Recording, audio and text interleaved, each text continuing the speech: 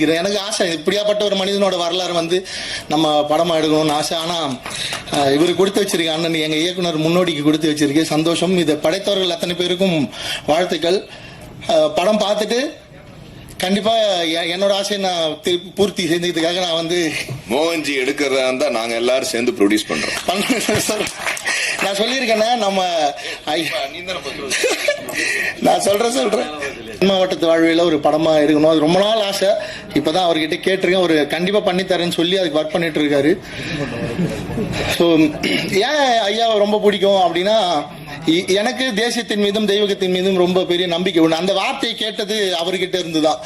எப்படி ஒரு மனிதன் வந்து மதுரையில் பிறந்து அதுவும் ஆப்பா நாட்டில் ஒரு சின்ன பசும்பொண்ணு ஒரு சின்ன கிராமத்தில் பிறந்து இந்தியாவில் பார்லிமெண்ட்ல போய் பேசுறப்ப தேசியத்தை பத்தி எப்படி பேசியிருக்க முடியும்? அப்படின்னா அவர் எவ்வளவு கருத்தியல் உள்வாங்கி இருப்பாரு. இந்த தலைமுறையில் இருக்கிற தலைவர்கள் யாருமே விவேகானந்தர் ஐயாவை பத்தி பேசுறதே இல்லை. விவேகானந்தர் ஐயாவை மறந்துட்டாங்க. அவர் காவி உடை போட்டிருக்கதால என்னன்னு தெரியல.